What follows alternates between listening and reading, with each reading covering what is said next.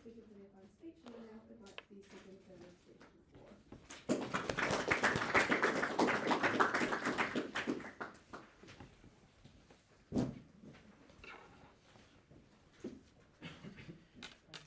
Do you want me to wait for that to resolve, or? No, we've sorted all of this. Thank you, everyone.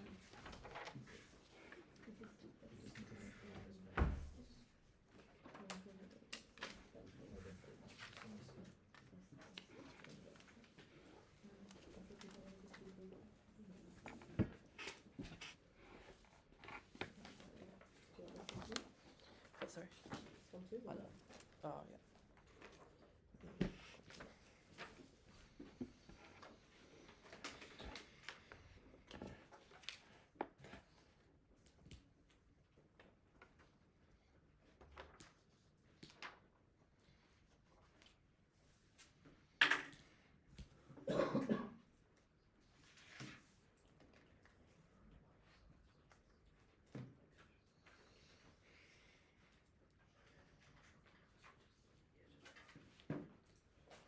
Three things to do in this speech. Firstly, giving some framing, clearing up what are the interests of these separatist groups. Secondly, on the economy, and then finally on social stuff where I weigh a lot of case content on safety. Firstly, on framing, I think it will be helpful to clarify why these groups are so strong in their beliefs, because I think this takes out a lot of their content. Firstly, in terms of it attacks their core identity, as tells you who you are as a person, what you represent. I think secondly, because there is a principled need to fight for their ancestors through things like historical oppression, which is particularly in Indigenous cultures, is something that's weighted really highly. And thirdly, I think that you perceive there to be a strong power imbalance between you and the larger state, and therefore you likely perceive there should be a need to do drastic actions to counter that power imbalance. That's why people are likely to do aggressive actions in response to this. And I think that often these interests can probably to some extent might subvert the interests of these smaller countries to a small extent. However, this divide stems from cultural and historical divides, which obviously means that they have strong actions. And I think the impact of that is therefore they are likely to do a lot of the things Kate tells you to no response about violence, but it also means that purely these people aren't going to act rationally in terms of wanting to do what is best for social cohesion when that's not the metric on which they base. Right, onto the economy. We get two broad pushes as to why they get a better economy. Firstly, is on natural resources. But I think that but this is incredibly unstrategic for the framing I just tell you, because the natural resources is the land which people are most connected to and will most aggressively defend, right? Because I think maybe it might be true that having a factory in a city is permissible, but when you try do things like mine on ancestral lands, when you try doing things that attack the very basis, that's when you get such strong reaction. But secondly, they tell us about economies of scale, which I think probably occurred to a similar extent on both sides. The marginal increase of economies of scale you get from having a country of 50 million people or 60 million people is probably marginal and definitely not debate winning. But I'm actually going to extend here and explain why we actually get better economies for the big country on our side. Firstly, I think these people often come, as I tell you, from principled positions because they have been separations to colonial nations. I think that they or they have been invaded by another country, and due to these harms, they have limited economic mobility, right? Which means they are therefore donor states, which means that thus you have to pay for things like infrastructure, despite them not paying that. So the whole thing is the amount that they pay in taxes is lower than the amount that they pay in taxes is lower than the costs that are being accrued to the state, and that the reason this is true is because they don't have the initial capital to be passed on because of these historical wrongdoings, right?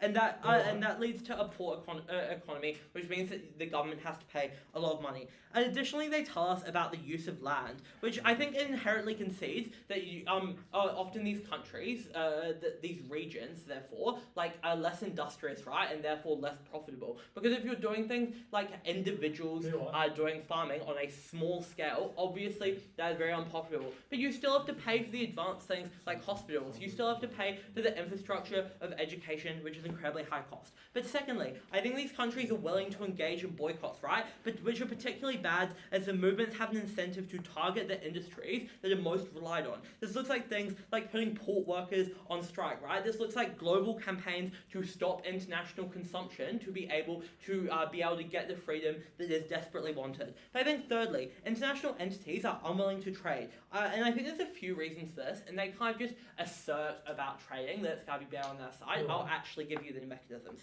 Firstly, because those that were harmed in the past, such as Northern Ireland, as Kate tells you, think it is morally repugnant to be interacting with these kind of states when they themselves had to go through this. That's why we see their actions under the present day.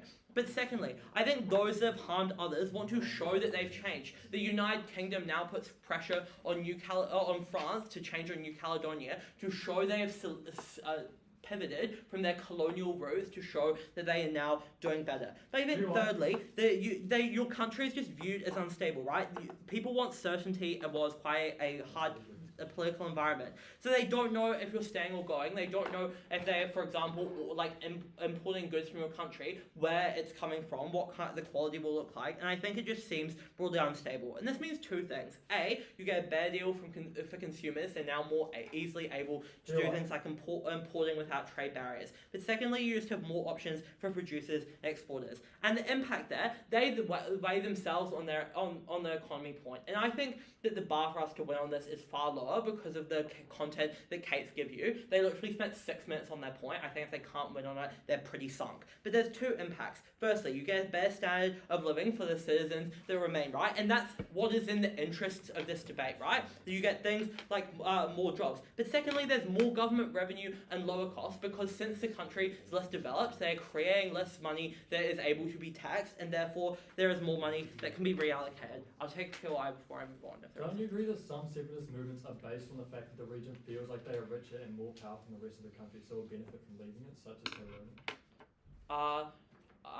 Well, New Caledonia does come from an indigenous one, but I also just don't think that at that stage that's true, because obviously at that point in time, you can point to no examples of in history, but that's when you probably want to imperially try and strive on and gain more power or whatever. It doesn't come from a place of economics, I think.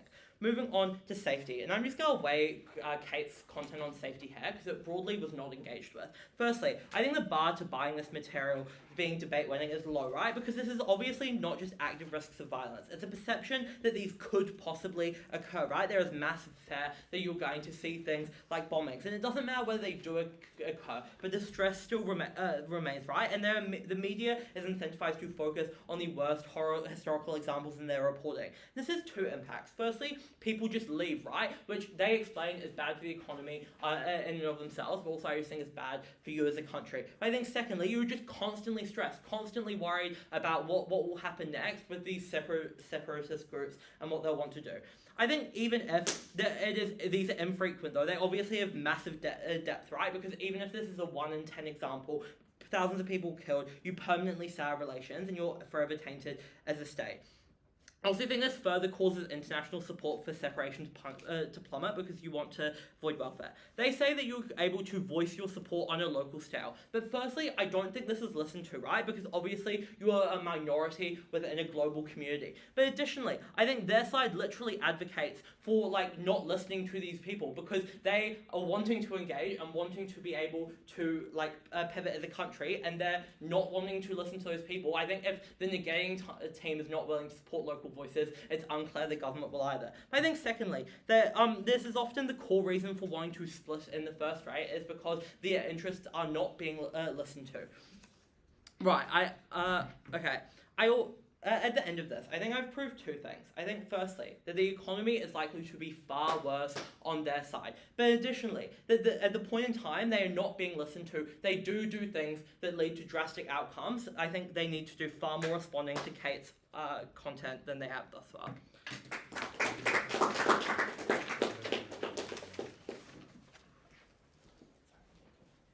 Thank the speaker for their speech, and now the second speaker.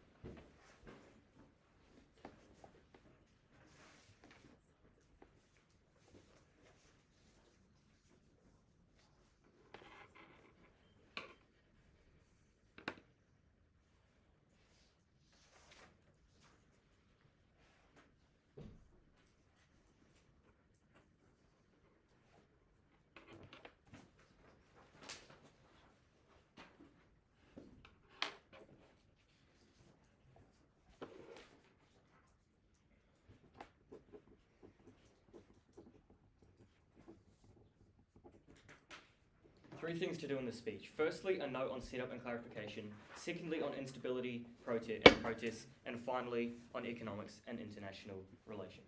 Okay, the first thing then on characterization. I think we hear from first affirmative that like these issues are probably going to look like things where like 40 to 70% of this region agrees with the issue and 30% just fully don't care, barely anyone opposes it. Look, I think it's like not particularly reasonable to say that people are just not going to care about the issue of like creating an entirely new nation and like altering this massive part of people's lives. It's unlikely that people are going to be on the fence, because if people think that they're like getting benefits from the country and they think that they're going to be worse off from forming a new country, they're probably just likely to oppose this because that directly harms their quality of life. I think that what that means is that these issues are just inherently divisive and are like polarized, and that is where you lead to more instability, as I'll get to in a moment. Alright, the first thing then is on instability and protests. The first thing they tell us on what these separatist movements actually do is that like the issue that this movement is based off is your entire identity, and therefore you're likely to protest and be really violent. A couple responses here. Firstly, people just don't protest that often because that's just illegal, right? If the people in this region are subjugated, they'll probably just not risk being convicted. If people, like, we tell you that people just probably value their freedom and their income and their, like, ability to just not be in jail because they did something illegal over the, like, perceived benefit of protesting, right? But secondly, the issues that separatist movements tend to be based on are just not ones that are hugely proximate to their everyday lives, contrary to what AF would have you believe. This looks like religious groups within these regions. This is because the reason that they want sovereignty specifically is probably due to, like, broader ideological differences, which are probably more subtle than things like that affect people's everyday lives. This isn't an issue that dictates people's everyday lives compared to the likes of like having a job and being able to put food on the table, having infrastructure for them to survive. That is things that people would just probably care more about and are probably more likely to like go to these links for. And like I think the other myth that we hear from second is that like you have a principle to fight for your ancestors. Look, this principle again is just in the back of your mind most of the time. When you're struggling to put food on the table and a roof over the heads of your families, that is just not the biggest thing in your mind. You're not going to be protesting. What I think this means then is that separatist movements just tend to be less individually significant ones that impact people like at this individual level, and they're probably just more like thinly spread over like a wide range of people. It's probably just like a belief that people have but aren't willing to go to these massive lengths for. But thirdly, even if these people do protest and they do care so much, that just doesn't mean that sovereignty is the best option for the nation in question. If these people really do care so much and they are willing to be irrational and go and protest, it's unclear why they'll just like calm down once they get sovereignty. If they are acting so irrationally, it's likely that abuse of power is likely to occur when the sovereign state forms. I don't think that's something that's analysed under F. When the sovereign state forms, it's likely that like the most extremists, like the people leading this group and this movement, are going to like take over. That's when you get things like unstable dictatorial governments where you have no like democracy or like checks and balances in place. That is like one of the biggest ways in which we have like unstable governments forming, which is that they form from like irrational actors. What this means then is that the wider nation now has this incredibly unstable nation probably right next to them because of like the geographical proximity. They used to be part of the same nation. But like beyond that, this new country just hates them. Like they completely disagree ideologically. And what this means then is that like you actually get worsening instability under AF, because now you have a country run by a dictator who has no checks and balances in place, who like has completely different ideology against you, who is willing to act irrationally in the sake of this issue. So even if you buy that people are going to go to the lengths to protest, that is not a good thing in the interests of this nation. All right. The next thing they tell us is that like this movement is going to try and trash the the country's international reputation. These groups just won't be doing this. They won't be doing things that are going to wreck the reputation of the country, because like there's nuance in reputation, right?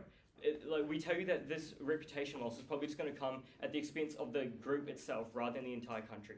If the international scene sees that like Catalonians, for example, are causing havoc, protests, and like blowing stuff up in Spain, that A, makes people just hate Catalonians because people don't like people who do stuff that wrecks other people's lives. That looks like people just not supporting protests, not supporting like illegal activity. But B, it probably just builds a sense of like identity and sympathy for the wider nation who are having to deal with this rebellious group within their country. What that means then is that I don't think that AF's material on like trying to trash the region's international reputation really stands. What do we tell you then on political instability? We tell you that firstly, like the point at which you release one separatist movement is the point at which others feel like legitimized and are more likely to start springing up as well. But secondly, if the separatist group sees what it wants through like terrorism and violent means, it just encourages. If they get what they want through like these violent means, it probably just means that other groups are going to go to these same means. You get more instability. But thirdly, it's just divisive of the people. I already spoke about this earlier. These issues are inherently divisive. I think none of this material face sufficient response. And I think the point at which we're able to mitigate most of the material by telling you that like these people just aren't going to be protesting to such a massive violent extent means that there just isn't a massive harm to political instability on our side. Moving on then to economy and the international stage. Before I move on, terrorism doesn't have the broad support, unlike the majority of people that support the separatism under our side of the house. Why does it then be able to get the support to create harms? Look, I think terrorism is just like one way of looking at it. I think if you buy that people are going to be like protesting, being violent, being irrational under your side, and that people are going to have the support, then I think that still applies. All right. Moving on into the international trade and the economy. I think the first thing to note here is that we hear from Second that like the people in the separatist state are probably just like burdens to the economy, and therefore once you get rid of them, the economy's better off. Firstly, as we pointed out at POI, like there are plenty of separatist movements that are like that are rich regions that want to leave, and so I think if we're just going to be using examples, the same goes either way. But secondly, and more structurally, if these regions are so economically reliant on the big nation, if they are so just like economically unproductive as AF would have you believe, they'll just be less likely to want to leave because that's just economic suicide. This group only wants separation, specifically because they think they'll be better off when they're sovereign, when they're not reliant on this country. A region that is purely made up of dependence has nothing to gain from losing the support of like a massive internationally powerful government. I think it's unclear why this group would want to leave if they are so economically unproductive. Nextly then on like why on international trade. They tell us that like the country will be viewed as unstable. Firstly, if it's just like a small minority group riots, it's unlikely to have major impacts on like an entire country and like their overall stability. But secondly, when you're giving up a huge amount of your productive capacity and like that's just going to waste, that is what people see as unstable when you're giving up these significant proportions. The next thing they tell us is that like countries have lots of options for trade. Look, this just isn't the case. As globalization increases, countries specialize. You begin to have reliance on countries that have different comparative advantages to you. Like New Zealand could never make their own phones, and so therefore we couldn't just like stop trading with our partners that give us phones no matter what they do. People just don't care about this, they put their economies first. Finally then on the split on international perception, I think I've already touched on some of this material. Firstly, we tell you that like by succumbing to a separatist movement, the wider nation loses its assertion of power on a global level. But secondly, there's a perceived increase in stability because of the weakening of the economy. What this means then is that you become a less reliable trading partner, proud to oppose. I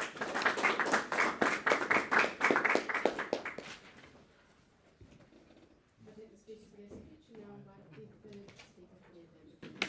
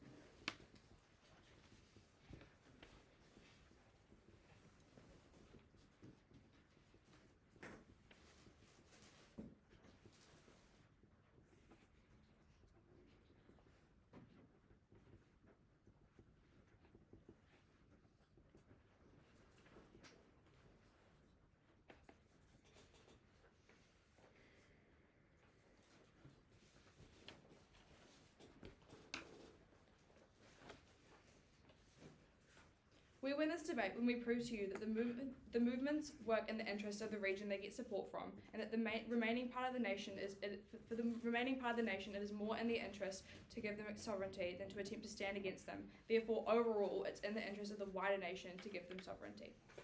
Main points of question in this debate being economy, political stability, and international relations. But before I go into those, I just want to clear up some characterization and framing.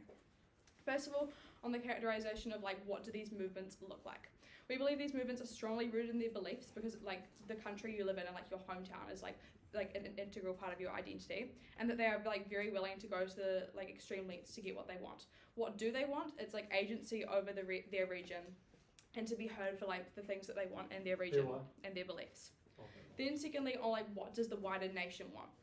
We tell you that the wider nation wants economic prosperity, safety for their citizens, and international prosperity, which we get far better on our side, and that's what I'm going to go into now. Firstly, on economy. They told you that it was symmetrical because you have a bad economy when the country is smaller and when separatists are operating in it. This is entirely nice to their case, so I don't know why they spent so long talking about the economy and then told you that it was entirely symmetrical. If you told us it was so bad on our side and then told us that it was the exact same on yours. This puts us ahead on the economy point, as we've told you, so no response, that we get better economy and yours don't even stand because you told us that yours were just as bad as the ones that we supposedly had, right? We tell you that our economy is better because this ties into the international relations point. Because if we have better international relations, we're going to have a better economy because we're able to relate, have trade agreements and stuff with other countries, right? Whereas on your side, you tell us that it's the exact same as supposedly what we have that's bad. They also told you that we supposedly get extreme economic harms because of loss of land. First of all, it's unclear why this happens. They're still able to work together and still need to work together because theoretically, this region, if they gain sovereignty, still needs to be able to rely on the land of the other country and stuff. So that it's unclear why they would entirely isolate themselves, cut themselves off, and not want to share any of their resources and land, right? Secondly, we have told you to no response again that we get much better economy on our side. So at the point in time where you believe their symmetric analysis that they gave you, then when we prove to you that we get much better economy than their supposed symmetric analysis, then we're much further ahead on that economy point, which is one of the things that is most important for what the wider nation wants, and that puts us ahead in this debate. Secondly, on the point of clash of political stability, they tell you that separatists were still going to have power and representation in their world because they would supposedly have ways to get them to have a voice in government. First of all, they don't, which is exactly why they're acting out. It's unclear why you think this can happen. It cannot feasibly happen.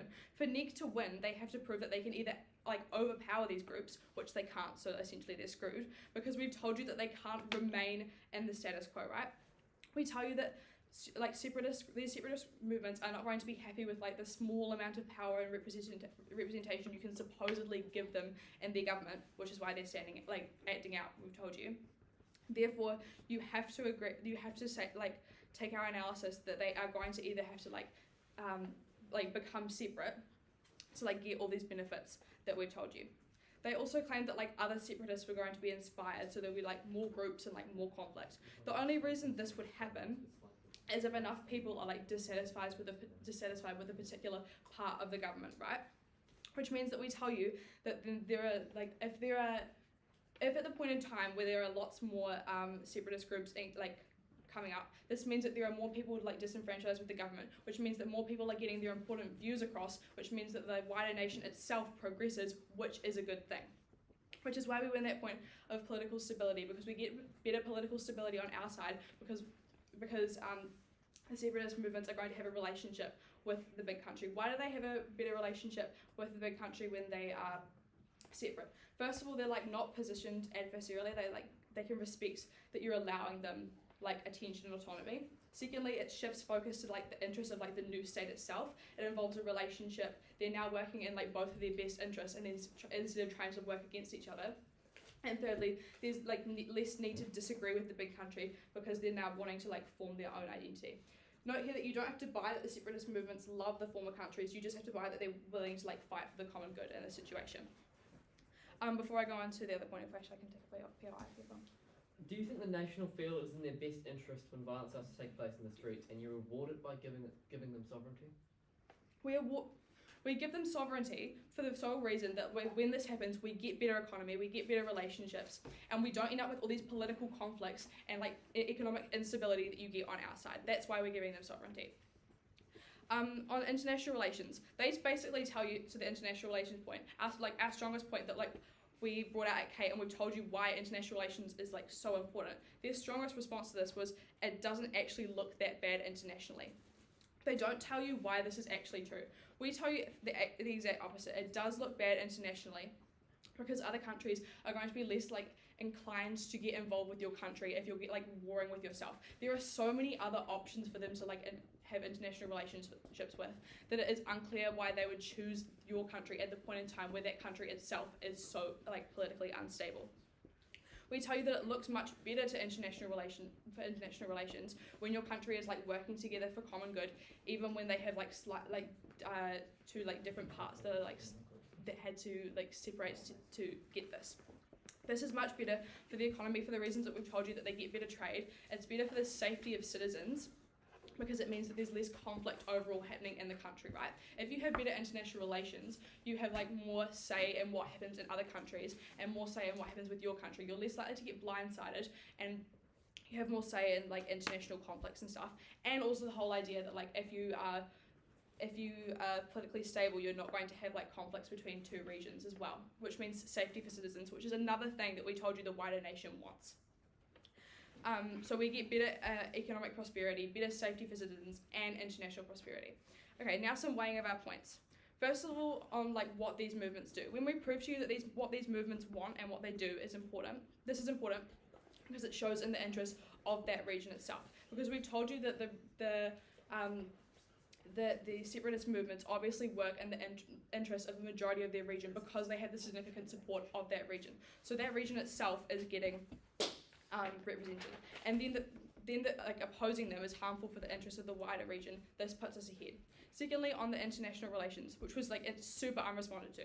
This point weighs highly because it has large scale impacts and affects many people. When we prove to you that we get better international relations on our side, this is important because without this, next suffers is an entire nation, which is significantly worse than any harms that they claim we have on our side. So at our worst case, we still win. Their best case was that people like work through the government, politics, but that's like not going to happen because it doesn't get the change that they want. Their worst case is internal conflict and like extreme harms to like economic prosperity and the safety of citizens. Our worst case is that we deal with like a small like drop as a result of infrastructure and land, but then like we're long-term effective because we get a productive economy. And then our best case is strong international relationships that enable strong trade, good discussions, and that promotes global standing, which is overall in the interests of the entire nation, which is why we win this debate. I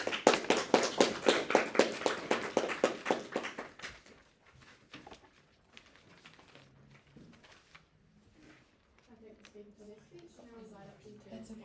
on negating 10.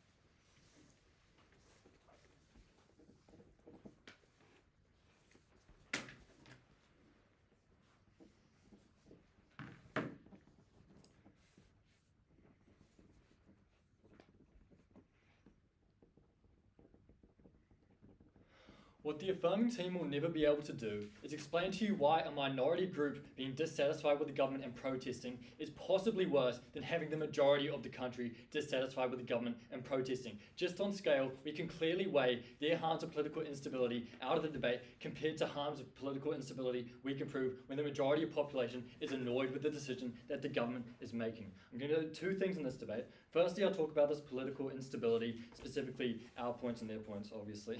And then secondly, I'll talk about economics, firstly on their international trade stuff, and then on our economic harms or benefits, you know what I mean. Anyway, so what is the main reason they're given for why there is political instability, okay? Let's just remember here, we're talking about regions that have a significant support for separation, right? This does not mean that the entire population of the area are complete freedom fighters willing to die for their country, gonna go out and just blow up as many people as they can or dedicate their whole lives to this movement. It literally just means, if you had a poll, would you separate? People would tick yes. This doesn't mean that it is the most proximate issue in everybody's lives. It doesn't mean that they're going to put so much on the line necessarily to cause so much harm to motivate this change. So we think that all of their impacts that they've specified, about innocent people dying in these protests, just initially, when we see that not as many people as they're characterized are actually taking part in these protests because, they have other competing incentives rather than the will to die for their country, going to their job and hanging out with their friends and just all these other things that are just more commonly done in people's lives than going to these protests. We just don't think the harms are that massive. We also tell you that because people know that getting separation isn't that likely, it's not a common thing for countries to see a significant part of their territory because of the harms and because it's such a process. We think that lots of people just won't be On that point, lots of people just won't believe that this is such a likely goal, so aren't willing to risk so much jail time for this movement. Yeah, go ahead. Given that these groups get more desperate over time, would you like to be the first speaker on your team to engage in my material about how these groups will stop your institutions from functioning, or would you like to leave it unfolded? Okay, so the one example I think I heard about stopping institutions from functioning was Sinn Féin in Northern Ireland not going to Parliament. It's just not clear why that is such a large-scale harm that this group now just doesn't have people in government. It's not clear why that is so anti to the interests of the nation, and I don't think we heard any other examples of what this not complying with institutions look like, as people obviously have more proximate incentives to comply with institutions than this movement, as I've already described. Anyway, for the average person anyway, so for the large scale, people will still comply. So that's why I don't think that their main harms of political instability are that likely. Some of these protests are that likely. And if they are, we tell you that they're just simply outweighed by the political instability and protests that are caused when this country leaves, right? And we have told you why this is. We've told you that lots of people are fundamentally going to be really, really annoyed that they're losing a part of their country. We've heard how important national identity is. I'm not going to ask how would you feel. I'm going to say lots of people would feel that if a significant part of their country was just not part of their country anymore, they'd be annoyed. They can't go there anymore without a border crossing. Maybe their family members over there, it's a hassle to visit them. And also just on this identity idea, they feel like they're losing a part of what they rightfully own, what they rightfully deserve. When they have their passport, they think that that is part of what their passport entitles them to. So they're going to be annoyed.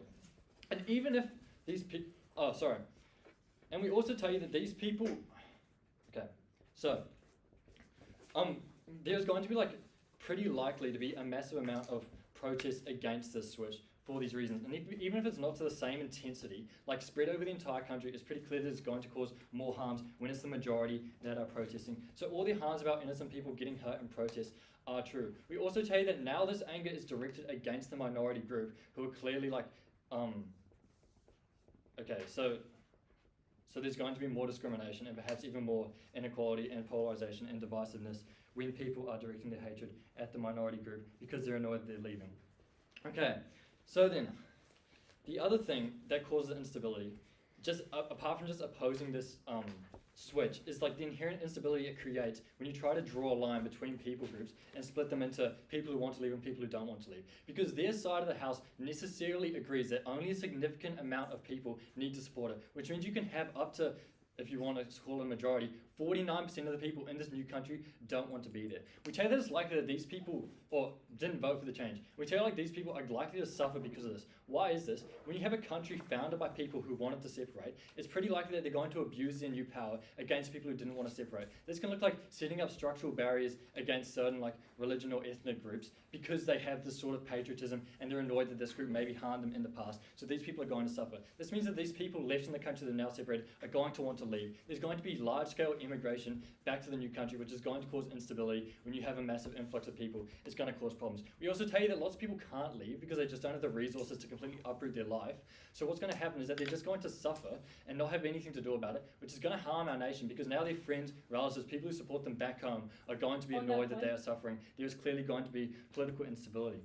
We also tell you that now people that, this minority group that is left in the country that weren't able to leave because they weren't part of the separatist group are likely to be increasingly marginalised, right? Because they have less support. At least before they made up some sort of sizable majority in some areas, so maybe they had some representation by local government. Now they're even less represented, which means they're more likely to resort to violent acts because they're even more likely to be subjugated. So there will be even more protesting. Regardless, though, we think that it's just pretty clear, and I've already said this, that the harms of having a majority protesting are way greater than the harms of the minority, especially when they can't prove significantly why the minority is going to protest so much more or be so much more annoyed. No. So then, the impacts, we also tell you that there is unique instability when you just create a new country next to another country, right? The worst thing that like this minority group can do when they are part of the country is maybe like form some sort of guerrilla military warfare. They can't really centralize, they can't really unite to form a cohesive army that effectively. But when we see a new country being formed, we think it's much more likely that they're able to unify through the use of propaganda and like centralized organization to maybe even form a new army and then wage war against the original country in the future. Or just any conflict between these two groups is now going to be escalated because the minority has more power and has more, can control it. Anyway, then onto the economic point. They've tried to wash us out of the debate by just saying that like all of these regions are always an economic burden and always lose money. We just think that this is simply not true. And it's just not true, right? Because they haven't given us any reason why these regions are always going to be an economic burden. They told us that sometimes they've been subjugated in the past, and then these are the groups that are wanting to separate. We just think that there are other scenarios where a group would want to separate, like for cultural differences, which do not necessarily entail being less prosperous. We also tell you that countries that are these regions that are particularly like resource rich and have these resources and are more self-sufficient, are actually more more helpful to the country, are more likely to want to leave because they can actually benefit from it because they get more from it. Because they aren't being held back by the rest of the country. So then we do tell you that there is likely to be, in a lot of these cases, a significant economic harm to the country by losing out in this region that they've invested so much into like infrastructure, into resources, and that can provide so much for them now and into the future. When you are literally foregoing, like for the rest of the nation's lifetime, all the economic growth that this prosperous region could give you, that is a massive harm that you can't wash out of the debate. Thank you.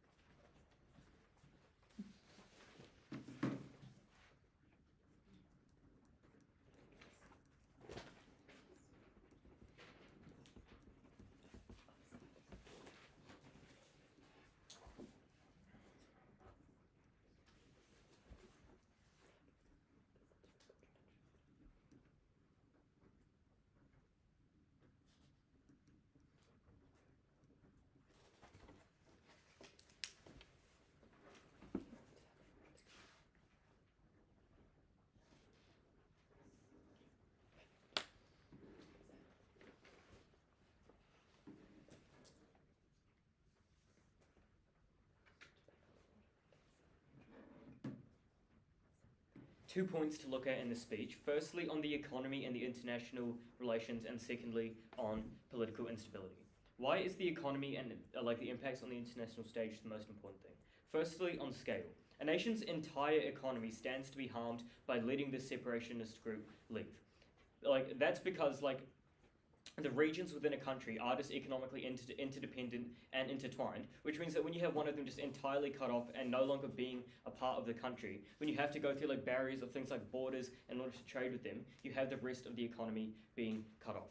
This has the scope to impact the entire nation at the point at which people are losing their jobs, they're losing significant sources of goods that they rely on to survive, and just generally have less purchasing power, less quality of life. But secondly, uncertainty. It's just very difficult to predict what will happen when an entirely new state is formed on the basis of just like having different ideologies to the original country. The analysis that we gave you on why this formation is likely to be bad was never contended with. That was something that is too late for AF to deal with. What do we tell you then on the economy? We tell you that when you give up the separation state, you're just losing heaps of resources that looks like things like land, workers, infrastructure. You get less tax revenue, which means that you just have worse like public facilities like healthcare and education. But B, just like worse quality of life. So there's just like less money in the economy, less goods being moved around within the economy that aren't like being traded and imported from other countries. That means that people just like have less money to put food on the table for their family. AF's key material here is just that like people in the separatist region are economic burdens, so it's good to get rid of them.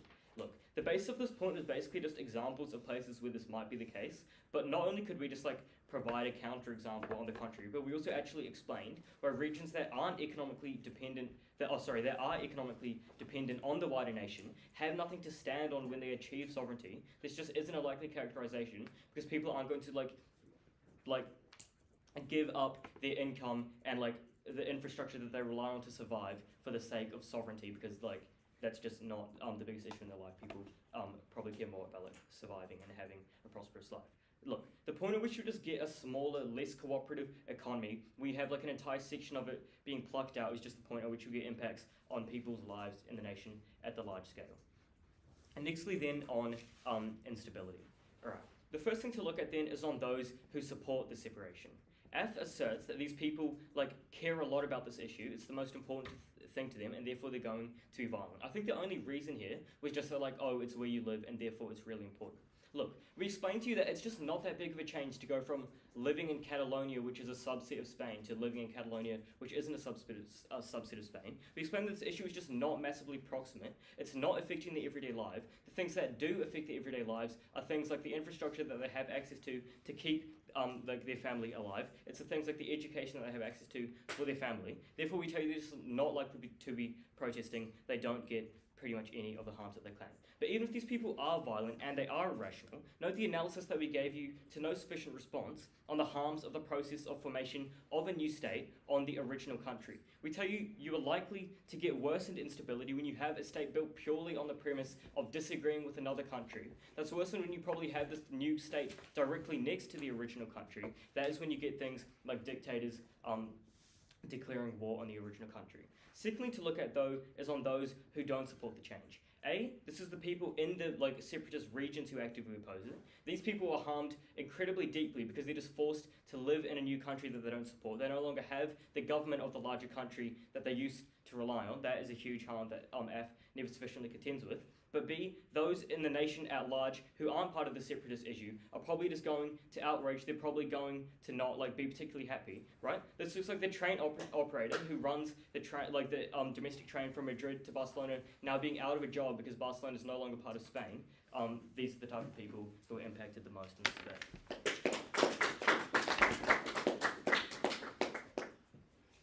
I think the speaker is good, and because of the debate, I now invite up the reply speaker from the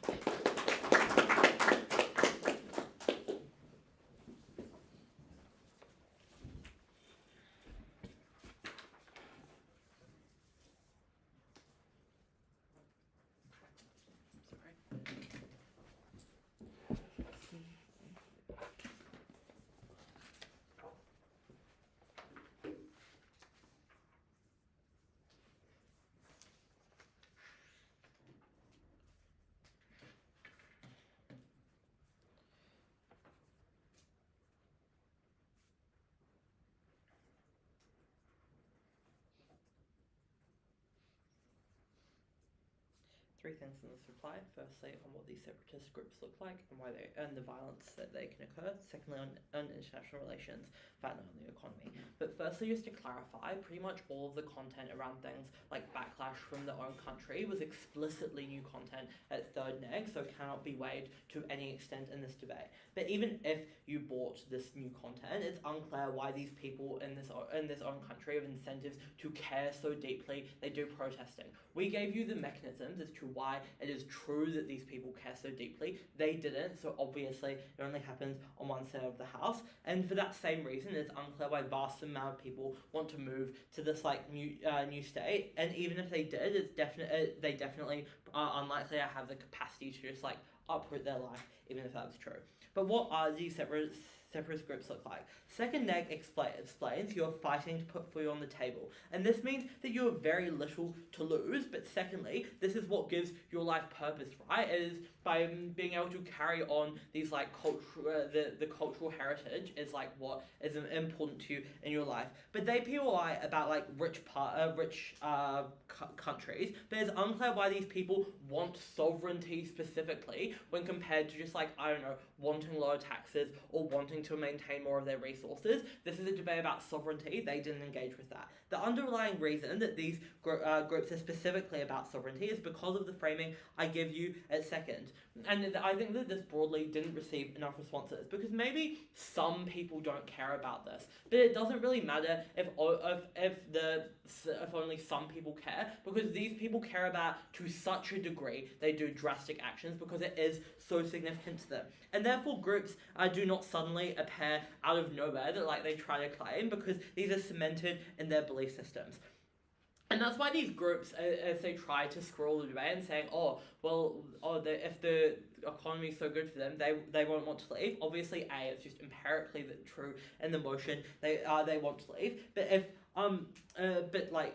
if separated though, there is no reason why they would want to harm the other country, right? Because the only reason they want to do so is to get their end goal of separation. And Kay explains that these groups try to like stop institutions from functioning, right? She gives you the example of things like the filibuster and structurally that these institutions don't work for these people, so it's unclear why they care. But the weighing on violence, right? And I think that this goes largely unresponded to and alone is debate winning, right? Because it is likely to get worse as previous attempts don't work, right? People get more and more desperate to try and do things. It scales up at a rapid rate. And I think the content that I give you about FAIR goes broadly unresponded to, which means the bar you need to buy that content about violence is incredibly low compared to everything else in the debate. But on international relations, they say that other countries in the region are mad. But as I tell you at second, no response, their biggest incentive is to stop warfare. And at the point in time that the risk of that rapidly reduces when you do stop the incentive for these groups to continue doing these things, that is likely what they support. But all gives you 3 reasons that flip their material on social divides, right? And explains why the separatist groups are more willing to engage. And we don't think that they're going to live happily ever after. We think that they're more likely to do things like work collaboratively because it is now in their interest. And I think that we explain though that firstly, formerly oppressed countries now don't engage with you, right? But secondly, that former colonial countries want to appear to be better. And the weighing heads, this affects the economy through things like trade. But secondly, it affects your safety, which as Kate tells you with international agreements to no response. Look, I think they dropped their economy point. But we structurally tell you they haven't had the capital to create profitable firms. And their own example is farmland prove this. There are incentives on other countries to do things like grandstand and pivot away from you. I think at the end of this debate, one side stands for actually solving this problem, the other side pretends it doesn't exist. So proud to affirm.